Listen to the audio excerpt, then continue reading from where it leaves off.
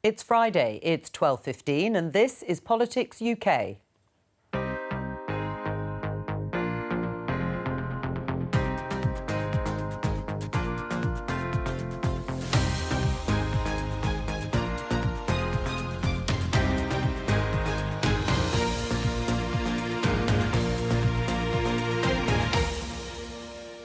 Welcome to your weekly roundup of parliamentary highlights from across the UK. I'll be joined by colleagues in Glasgow, Cardiff and Belfast, and here in Westminster by our parliamentary correspondent, Sean Curran. This week... This budget builds a stronger economy for the British people, and I commend it to the House. Never has a Chancellor asked the British people to pay so much for so little. But was too much of the budget briefed to the media? At one time, ministers did the right thing if they briefed before a budget. They won't. Seems to me, yes, absolutely resign. World leaders are on their way to Glasgow, but are the climate talks on track? Does the Prime Minister acknowledge how far away we are from the action required? Every day as I talk to international leaders, we hear further commitments to make those solid commitments that the world will need.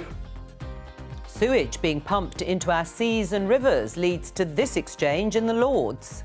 In this debate on sewage, the noble lord has absolutely covered himself in the stuff, and I say shame on him. We're doing the right thing in supporting the noble Duke.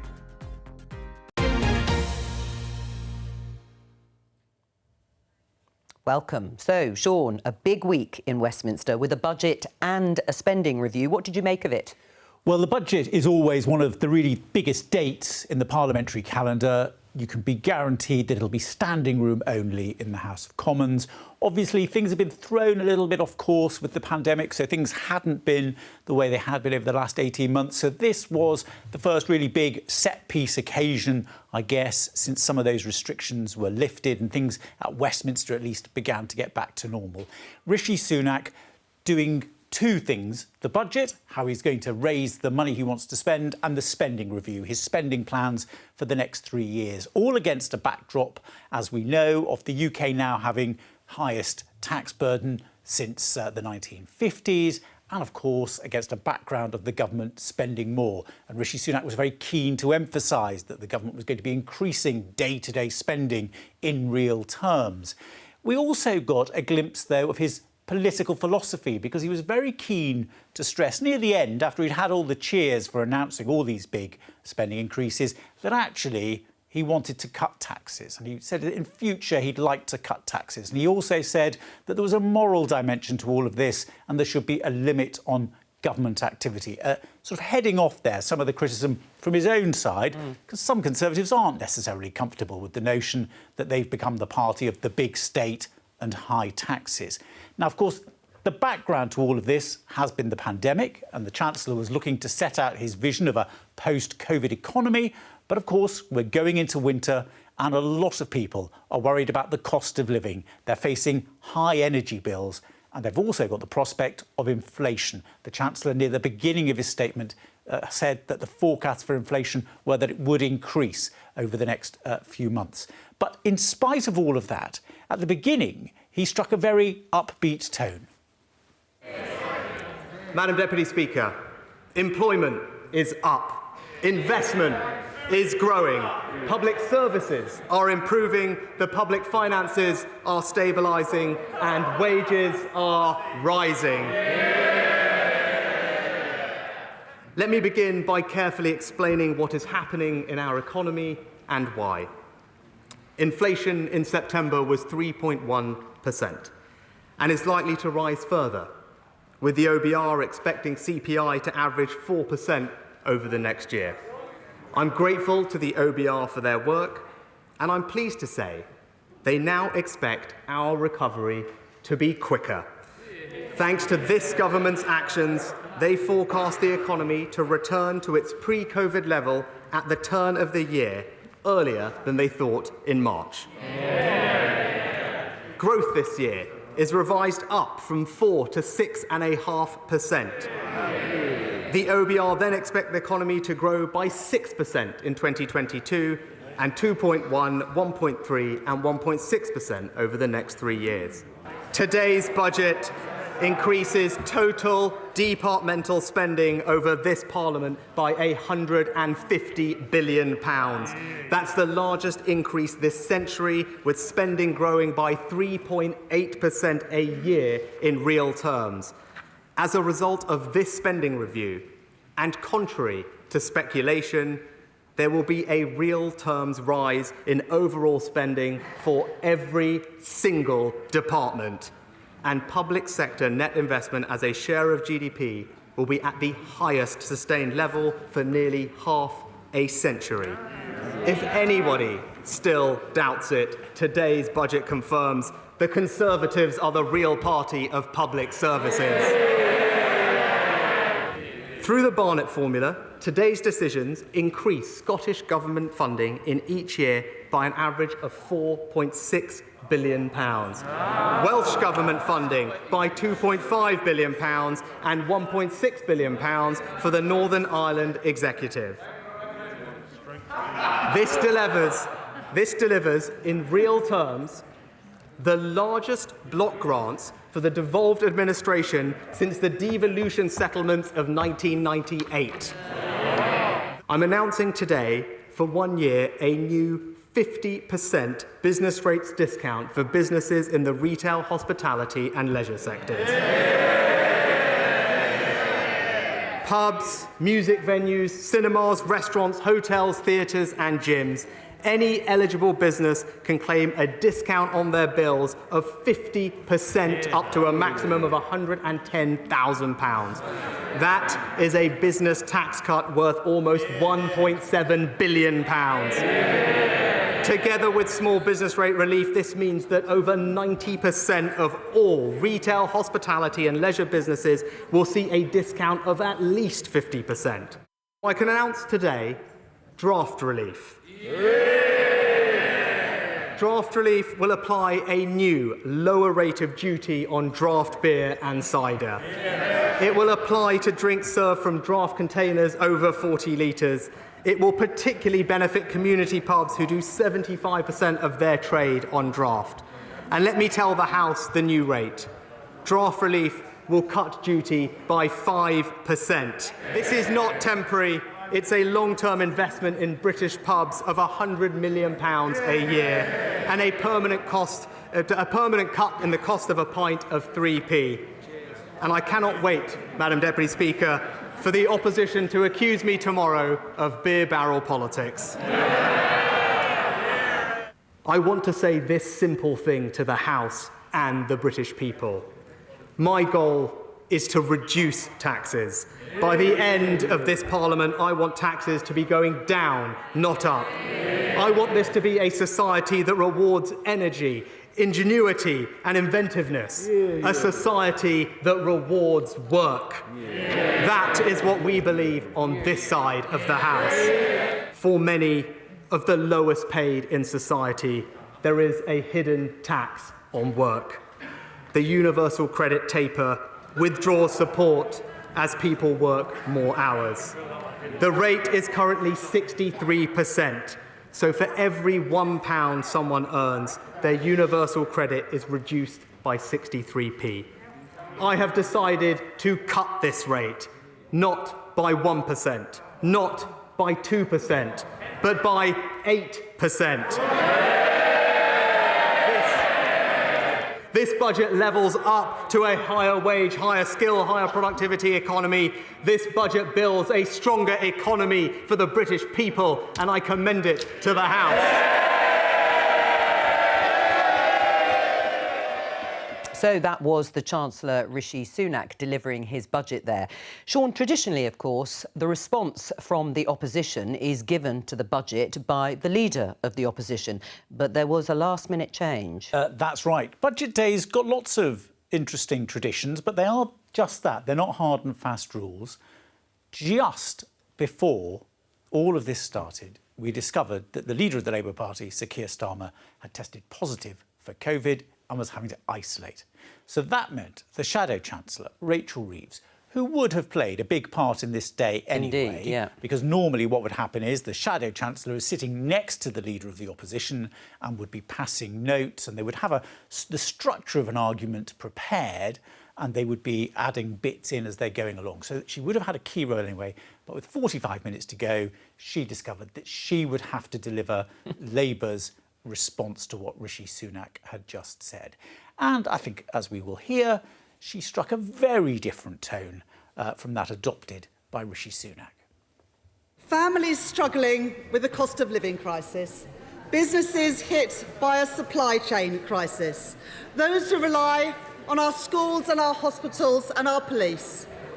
They won't recognise the world that the Chancellor is describing. They will think that he is living in a parallel universe. The Chancellor in this budget has decided to cut taxes for banks.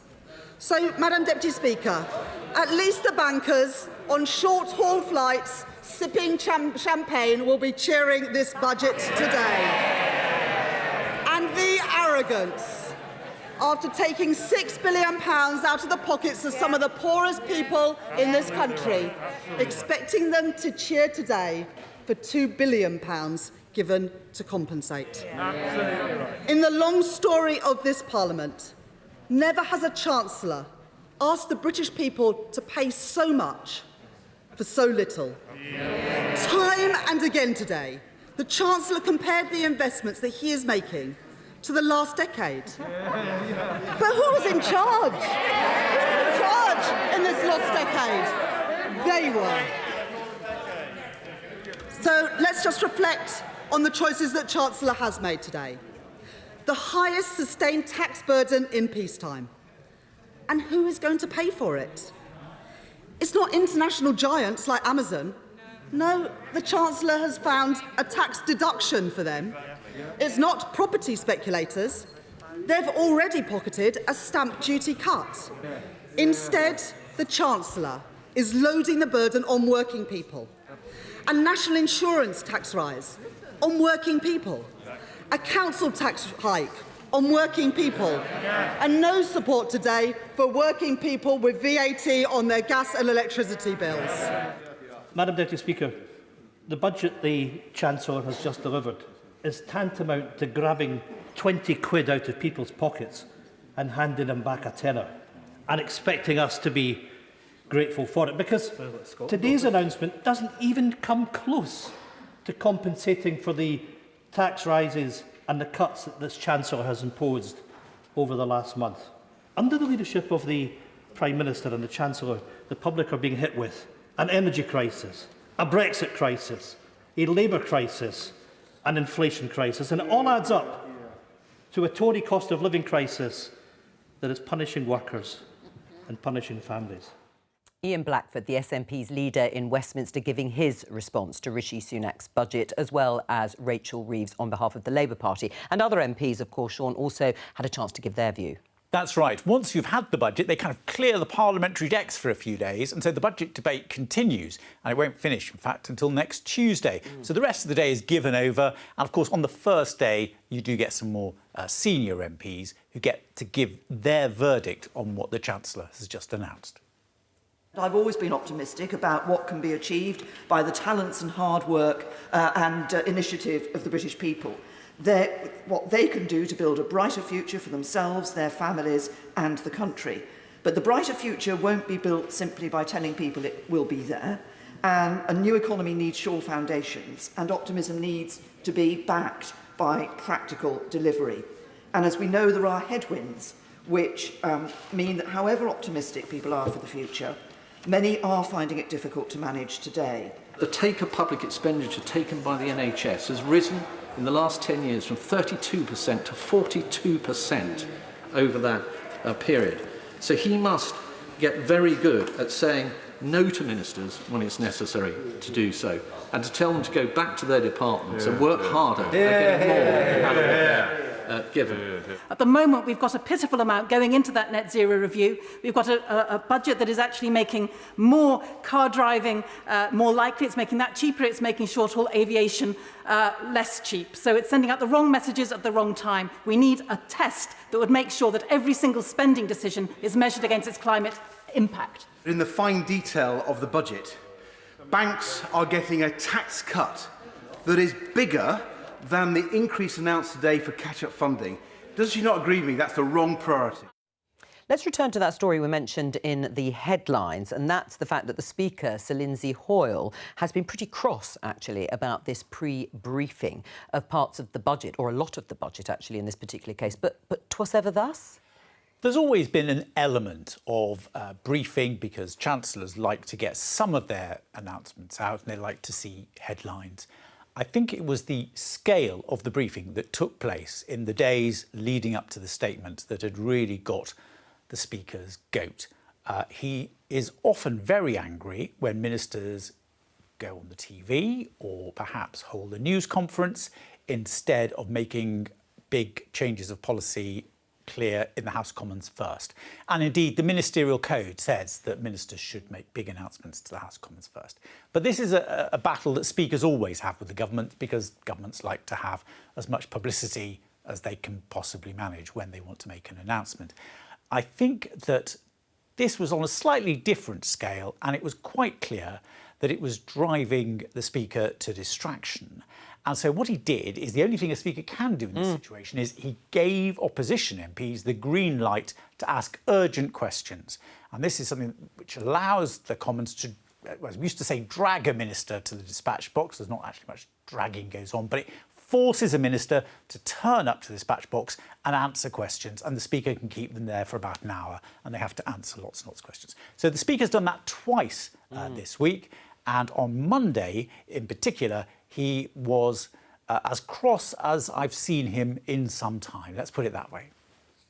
I have made clearly repeatedly, and as recently as last Thursday, that ministers must make important announcements first to this chamber. Despite those very clear comments, it's evident that the Government Treasury briefed journalists on the content of the forthcoming budget over the weekend, including on NHS funding. Therefore, and in line with what I am told the House last Thursday, I am giving the House the earliest opportunity to hold the Government to account. At one time, ministers did the right thing if they briefed before a budget. They won't. Seems to me, yes, absolutely resign. Seems to me we've got ourselves in a position that if you've not got it out 5 days before, it's not worth putting out. Well, I've got to say, members are elected to this House to represent their constituents. Those constituents, quite rightly, expect the MP to hear it first in order to be able to listen to what the budget's about, but also for the days following that to hold them to account. It's not acceptable, and the government shouldn't try to run roughshod over this House. It will not happen. Well, however angry he was, and he was angry, you're quite right, are the government going to take any notice? Well, the government's response and the ministerial response, particularly on the floor of the House, is, well, we very much respect the Speaker and we've heard what you've said and we're sure that everybody will have taken notice of what you've said. So they're acknowledging his anger, but they're not promising that they're never going to do it again. The answer then is no, really, isn't it, Sean? Stay with us, because we're going to go to Glasgow now and speak to our correspondent David Wallace-Lockhart. Hello to you. We heard the Chancellor saying the budget will mean more money for Scotland. What's been the reaction there, David? So, Joe, you'll be surprised to hear it depends on your politics. If you speak to the leader of the Scottish Conservatives, Douglas Ross, he'll tell you it was an outstanding budget with more money for Scotland. He's a particular fan of that freeze on duties when it comes to spirits. His backyard is Murray, that's where he's MP, and they produce a lot of whisky there. Scottish Government not so impressed. They still expect to be dealing with the economic effects of COVID next year, so would have liked more money to deal with that. They're not impressed by the end to the £20 uplift to universal credit and don't think the Chancellor's mitigations go far enough. And in more general terms, they think there's a cost of living crisis looming and that this budget does not deal with that. Expecting the big climate summit, we've been talking about it for ages this year. It's happening in Glasgow, where you are, David. How's it being seen there?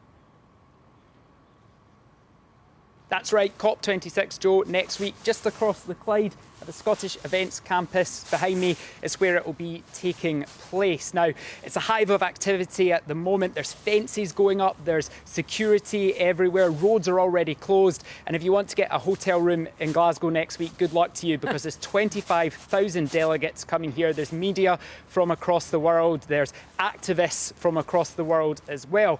And a backdrop to all of this is, of course, the pandemic, because that's not gone away, and Glasgow is about to welcome tens of thousands of people.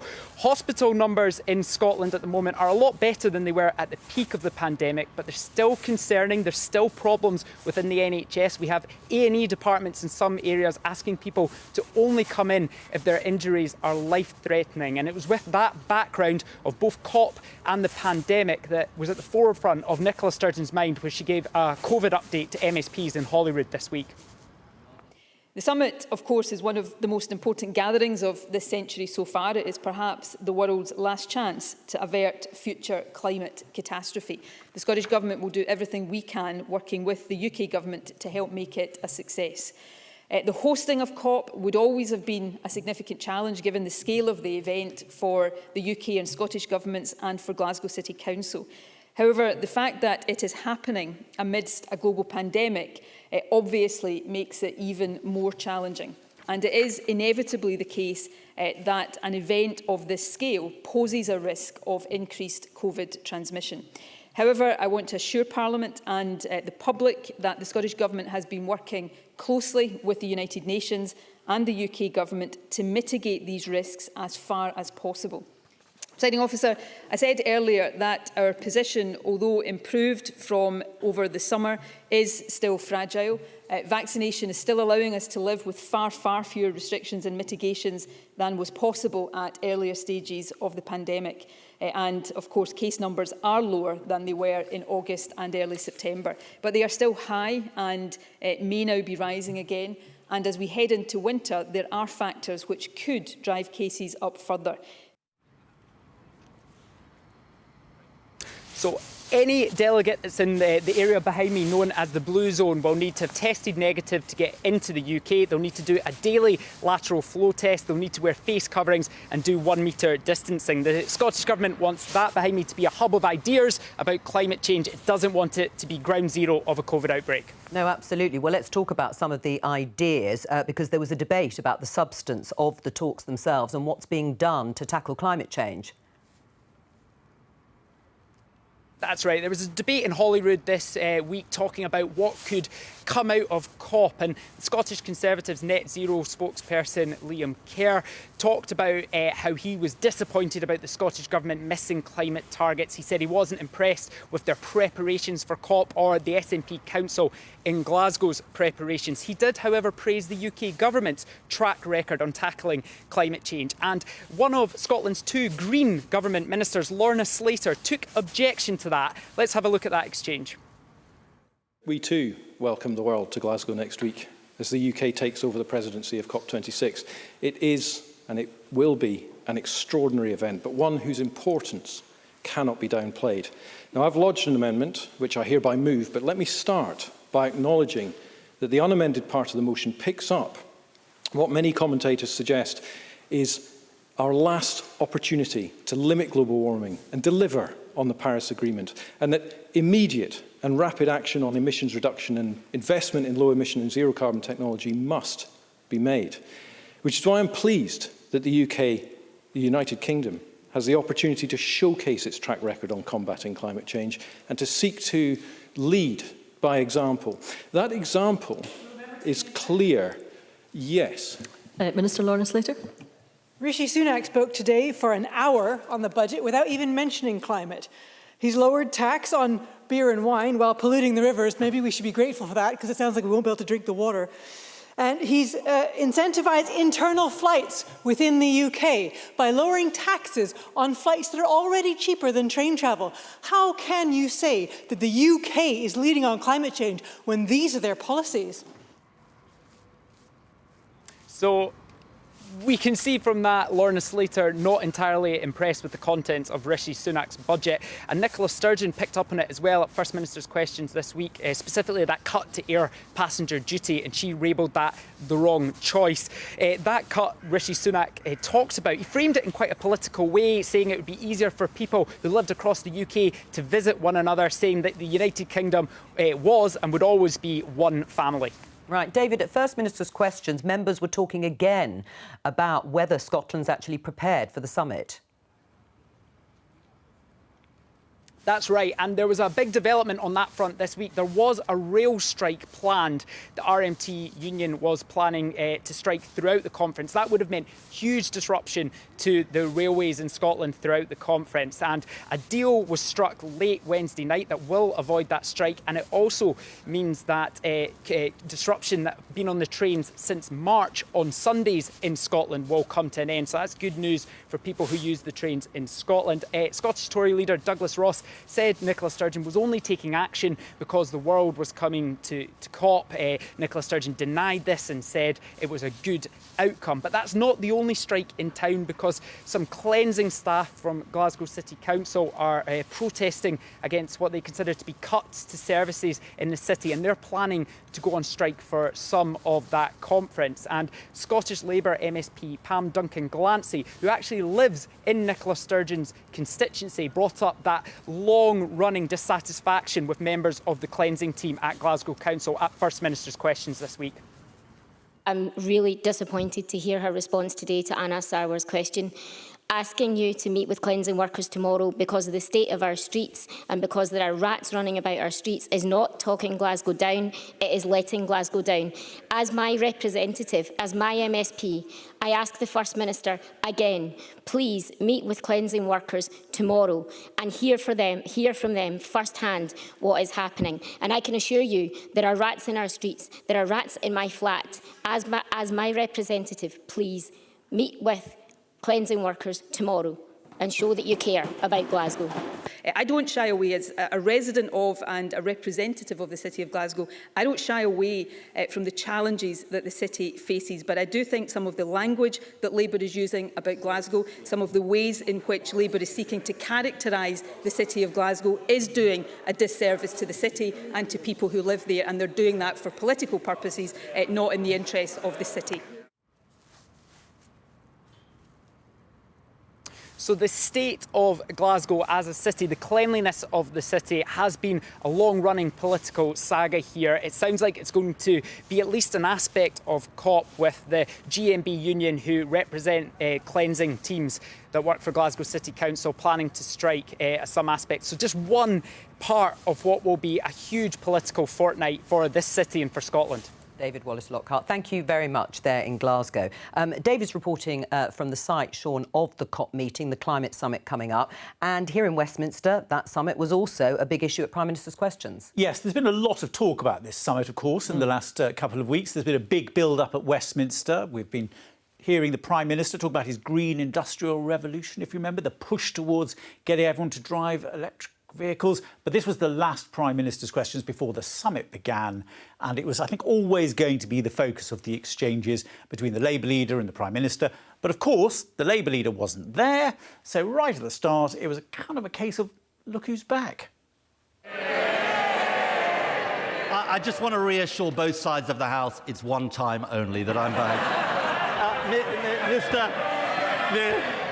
Mr. Speaker, we all need the vital COP26 summit in Glasgow to deliver next week, because failing to limit global warming to 1.5 degrees will have devastating consequences for our planet, and that is shared across this House. Does the Prime Minister agree that to keep that goal of 1.5 degrees alive, we need to roughly halve global emissions in this decisive decade?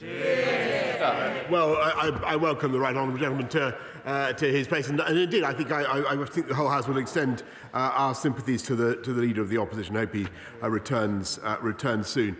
He's right in what he says about the need to keep 1.5 degrees alive, and that will be, and it does depend on what happens this decade. It depends on the commitments that are made. All I will say, Mr. Speaker, is that already very substantial commitments under the UK presidency designate of COP have been achieved, and we've moved from only 30% of the global economy committed to a net zero by the middle of the century to now 80%. I do want to direct the Prime Minister's attention to the issue of this decade. I'll come to net zero targets for the middle of the century in a moment, but yesterday a very important report came out from the United Nations, which he will know, the UNEP emissions gap report. And on the eve of COP, it warned that far from halving global emissions this decade, we're only on course to reduce them by about 7.5%. Does the Prime Minister acknowledge, because this is crucial for what happens at Glasgow and after Glasgow, does the Prime Minister acknowledge how far away we are from the action required in this 10-year period? Prime Minister. Mr. Speaker, indeed I do, but I think what the House should also recognise is how far we have moved just in the space of a few years since the Paris COP summit of 2015, where, as I'm sure the right honourable gentleman will remember, the world agreed to net zero by 2100, by the end of the century. I just correct the Prime Minister on one point. It was the second half of this century set out in Paris, not 2100 for net zero. But here's the problem, Prime Minister, on this question of net zero targets for the middle of the century. It's easy to make promises for 30 years' time. It's much more difficult to act now. Australia has recently announced a 2050 net zero target, but its 2030 target would head the world towards approximately 4 degrees of global warming. Can I urge him, he mustn't shift the goalposts when it comes to Glasgow? Labour's plans, which I think he endorsed, were condemned by the GMB union for which their paymasters, Mr. Speaker, for meaning that they'd be confiscating people's cars by 2030, and families would be only allowed one airplane flight every 5 years, Mr. Speaker. Mr. Speaker, let me tell him what this summit needs is statesmanship, not partisanship, which we just heard from the Prime Minister. He should not be trying to score party political points on such an important issue facing our country and our world. Ed Miliband looking rather comfortable. I thought they're back at the dispatch box for Prime Minister's questions. Yep. And the issues, obviously, are right up his street too, as the Shadow Energy and Business Secretary. It's going to dominate, isn't it, over the next few days, certainly, this summit? Yes, it's certainly going to be the big political issue. Whether or not we get too much discussion of it in Parliament, I think, is another matter, because we may find that senior ministers who are involved in this are not actually at Westminster. They're doing things at the summit. But it's certainly been something that is a big area of concern, big debate, and there will be more debate to come after the summit, of course. And, of course, we will have Prime Minister's questions again next week. And, of course, then the summit will have started and there'll be another opportunity for people to talk about it. But Parliament has got to finish the budget. So they are, and you know, that finishes on Tuesday. That won't finish until Tuesday. So for the first couple of days, that's blocked out for the budget debate. And so we'll then have to see what happens near the end of the week. All right, we'll come back to you in a few minutes' time, Sean. Now, the Welsh Parliament is in recess this week, but we can still catch up with our reporter, Cemlyn Davis. Cemlyn, how's the budget gone down there? Yes, the Chancellor announced on Wednesday that, on average, the Welsh Government will get an extra £2.5 billion a year over the next 3 years. That's when you take into account the expected income through devolved taxes as well. But the Welsh Labour Government here says that simply isn't enough. It won't allow it to get to grips with the challenges ahead, particularly as we come out of the pandemic. Plaid Cymru also said that that £2.5 billion figure is a good headline, but beyond that, it says Wales is losing out overall. Now, as you'd expect, the Welsh Conservatives welcomed this. They say that Labour's playbook of excuses, as they put it, has now run out, and it's time for ministers here to get on with the job. Beyond that figure, though, of £2.5 billion, the Welsh Government was disappointed to hear that the Treasury wasn't announcing funding to address the problem of coal tips in Wales. This is something we've talked about on this programme previously. It's been a hot topic of debate here in Wales since Storm Dennis back in February 2020 caused a landslide from one coal tip in the Rhondda Valley. There are some 2,500 such coal tips across Wales, including more than 300 classed as being at high risk. The Welsh Government says that getting to grips with these coal tips, making them safe, is a priority, and it had asked the UK Government for some £600 million over the next 10 to 15 years to address the issue, and so it was disappointed not to hear that commitment in the budget. The UK Government says that it has made funding available in the past to address this, but also that it's a devolved matter, and so it's the Welsh Government's responsibility. The Welsh Government, in response to that, however, says that this is an issue that predates devolution, and so the UK Government should be playing its part. Cemlyn Davies in Cardiff, thank you very much. Stormont is also in recess this week, but let's go to Belfast and speak to our reporter there, Jim Fitzpatrick. Hello, Jim. How's the budget gone down there? Well, it seems to be a case of beware of chancellors bearing gifts. That's the attitude from the Sinn Féin Finance Minister Conor Murphy, who's disputing the figures. So the Chancellor yesterday unveiled 1.6 billion extra a year for Northern Ireland over 3 years. Do the maths on that. 4.8 billion. It's a big number. But Conor Murphy, the Finance Minister, says when he does his sums, it works out at just 1.9 billion over those 3 years. So something like about 3 billion seems to have got lost in the post. Now, it might take some time to get to the bottom of that, but the Minister does at least accept that he gets a real terms increase in his spending next year, and then it flattens out over the 2 years after that. That will allow Stormont at least to now start doing 3-year budgets for things such as health, which uses up half of Stormont's spending. And it's so needed. We have waiting lists here which are worse than anywhere in the UK, sometimes by a factor of 10. Meanwhile, unionist politicians have taken the Chancellor at face value. They've welcomed the new money, and they've said it shows that it's important to be part of a big economy such as the UK. Right, and away from the budget, there was a warning from the Speaker of the Assembly about the amount of time left before elections and the legislation going through Stormont. Yep, I'm here in Parliament buildings. They have, I think we've now got something like, 57 days until Christmas, Joe. But these guys here have only 30 plus 34 days or so of legislative time left to tackle up to 30 bills that are sitting here to be addressed. So the Speaker has written to the MLAs saying it's time to prioritise what do they want to see get done. They're going to have to pick and choose because all of that will not get through. And there will be an interesting battle over climate change in the weekend that we're looking ahead to COP26. We've got 2 climate change bills here. One of them is from the executive, from the DUP Minister, Edwin Poots, who's the Minister for Agriculture and the Environment.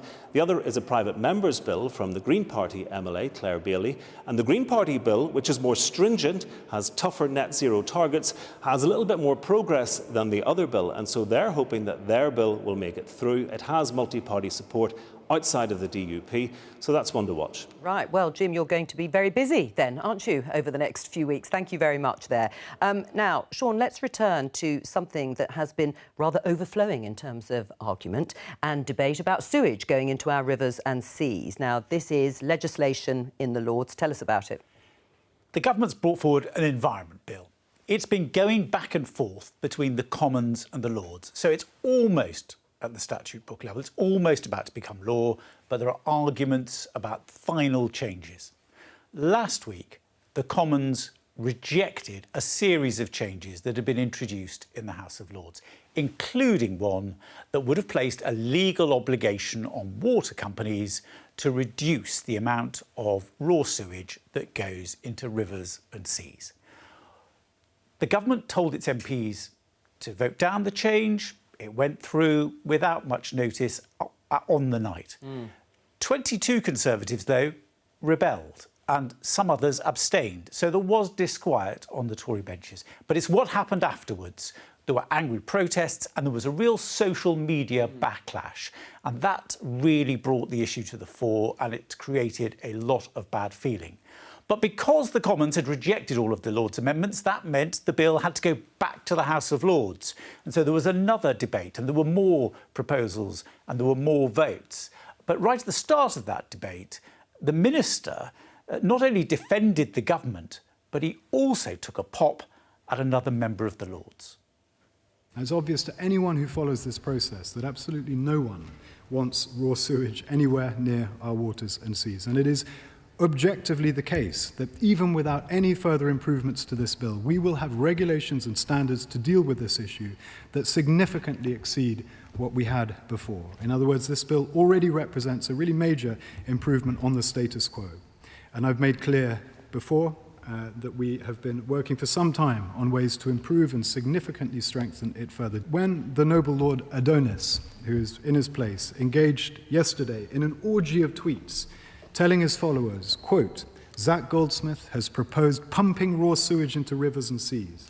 When he said, quote, or described, Zach Goldsmith's plans to allow water companies to pump raw sewage into rivers and the sea, he was spreading a malicious falsehood. Over the course of dozens of tweets, he was trying to make his, let's face it, not always balanced Twitter followers believe something about me and the government that is simply not true and which he knows to be untrue. Indeed, by suggesting we're making it easier for companies to pollute our waters, he was spreading a grotesque inversion of the truth. He also knows that because of his position, many will believe him, and some will be driven into a frenzy of rage, as we've seen, a rage based on a blatant untruth. Now, the noble Lord may have been driven to distraction by Brexit, but he's not a stupid person. He wants his words to have consequences. And so I say that in this debate on sewage, the noble Lord has absolutely covered himself in the stuff, and I say shame on him. There appears to have been a major change of government policy. And let's not delude ourselves, my lords. The reason why there's been a major change of government policy is because of the strength of parliamentary and public opinion. We have been doing our job in making clear that the disgraceful situation which my noble friend Lord West, the noble Earl, the Earl of Caithness and others have referred to shouldn't continue. Without the change which the noble Duke is proposing, the situation over which the government is presiding, and the noble Lord Goldsmith is a minister, the minister responsible, would get worse. So we're doing the right thing in supporting the noble Duke. The House has shown itself in its best lights in supporting him so strongly. I'm glad the government's come to this position, and now hopefully they will start moving in the right direction rather than the wrong direction. So the government's now come up with a compromise. In fact, just before Lord Goldsmith got to his feet, they announced it. They're going to have new rules to force the water companies to reduce the sewage. Now, parliamentary procedure is a complicated thing. There's only one way that the government can make that change to the bill, and they needed to be defeated on that day in the Lords.